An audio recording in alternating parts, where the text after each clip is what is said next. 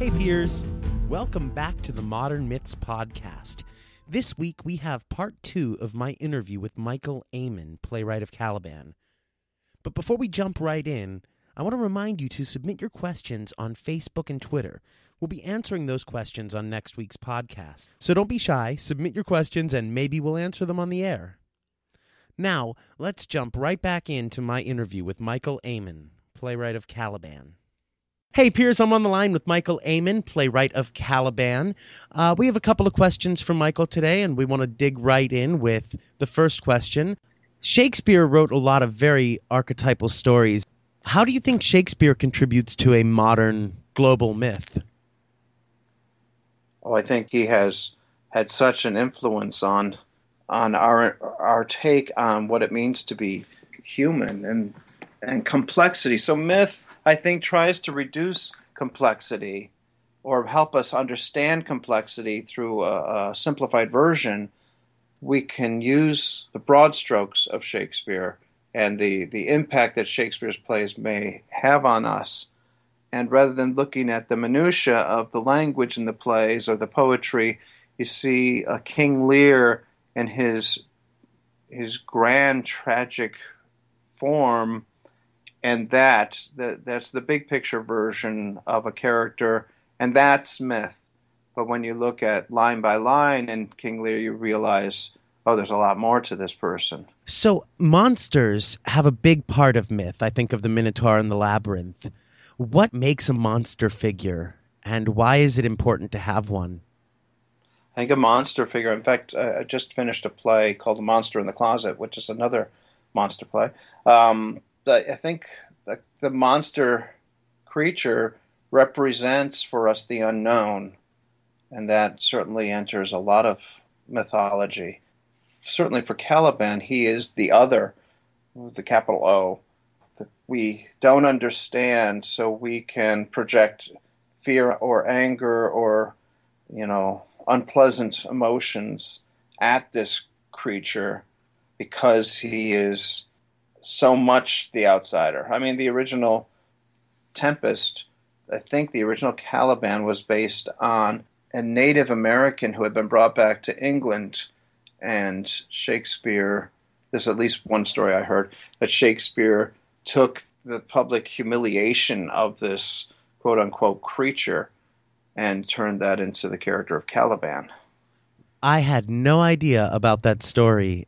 So the Public Theater did an interpretation of The Tempest with Patrick Stewart set in the Caribbean, and Caliban was played by an African American to really underline the otherness as imposed by Western society. And what a good example of racially conscious casting, using non-traditional casting to highlight a theme or underline a theme that's maybe reflected in our own society. Absolutely, yeah. I think that's powerful. Again, the power of theater. So, how do myths and children's stories intersect? Well, I think that it's the same thing. As in our original mythology as children comes from the stories we hear or read. I was a huge reader as a child. All those books that are mentioned in Caliban were books that I read. I still read a lot of young fiction. In fact, I'm on part 2 of a trilogy of young adult fiction. We hear the heroism of, Peter Rabbit and his courage, and there's an archetype, or even more so these days, superheroes and our great love for superhero movies. There's our contemporary myths. And isn't it nice how those contemporary myths can grow and mature with us? I always say, if you give me a horror movie, I could probably tell you what the fears of that culture were by looking at that horror movie. Oh, it's wonderful. I mean, you look at all the giant monsters of the late 50s and the relationship to the atomic bomb. Or the Alien movies from that time period as well, or the early 60s. Or the apocalypse movies right now. Absolutely. Or if we go back 10 years and we look at all of the post 9/11 Touristas Go Home and Hostel and how xenophobic those movies were. I've always been fascinated by the evolution of characters. So there's a character from the American theater in the 18. I think he started in 1848 or something, called A Glance at New York. A character called Mose. He was a fireman, and the Mose was sort of the very masculine, the super masculine, heroic kind of wise guy. And you can see how he goes. He still exists right up to today in Deadpool.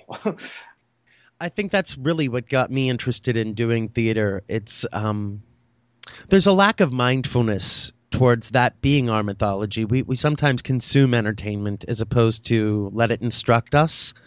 And I think that that's a big inspiration for us to want to get behind doing a modern myths podcast or even being involved in the theater at all. I don't think theater lends itself towards passivity.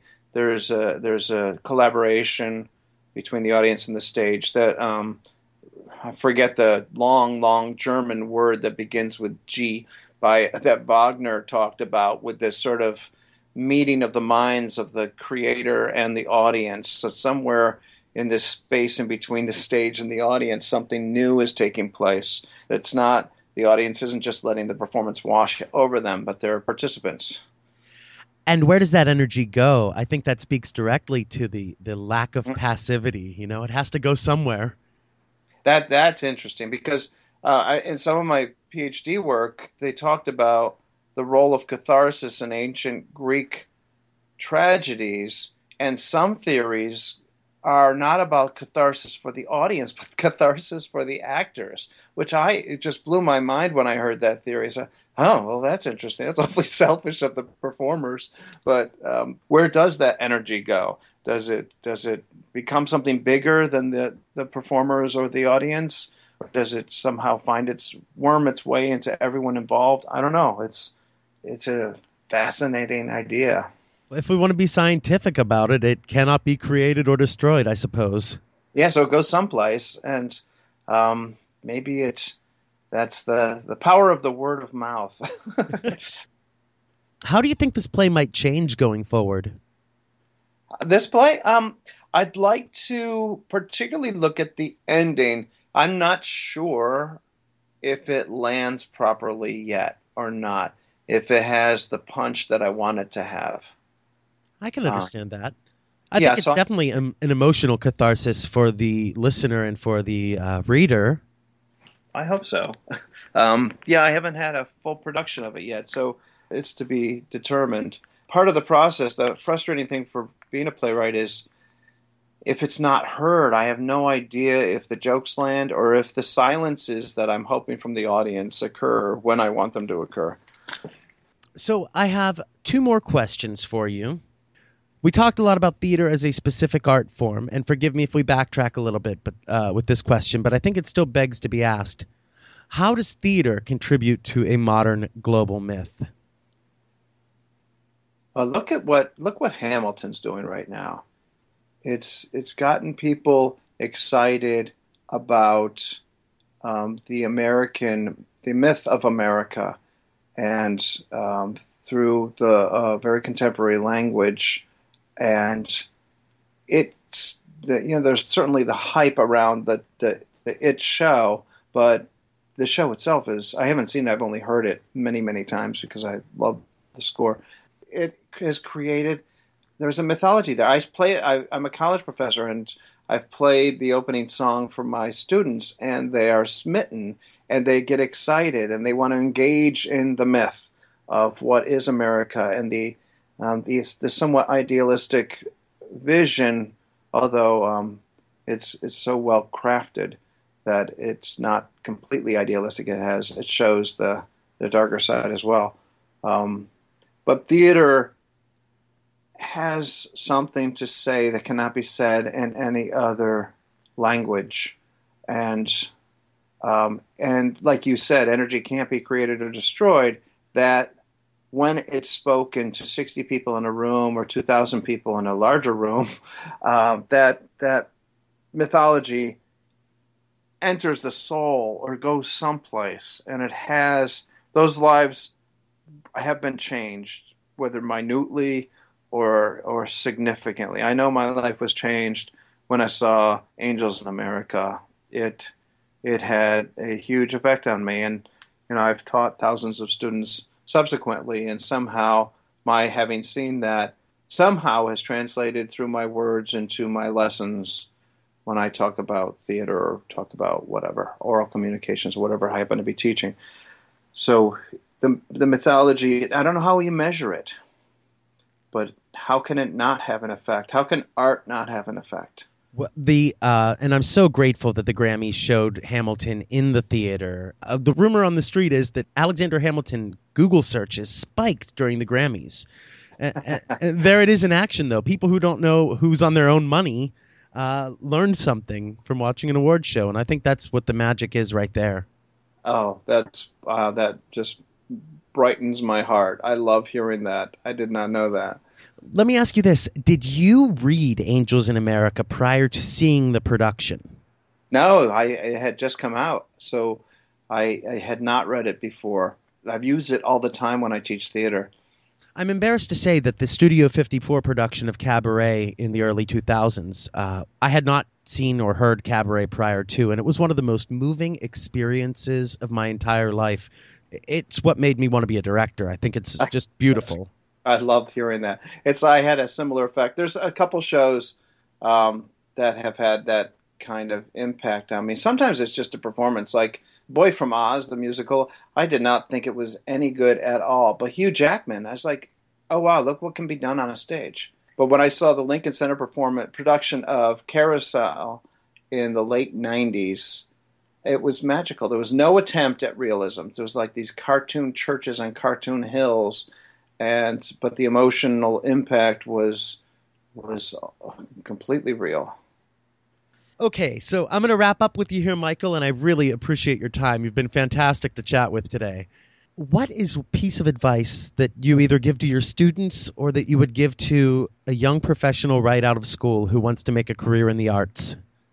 Don't be afraid.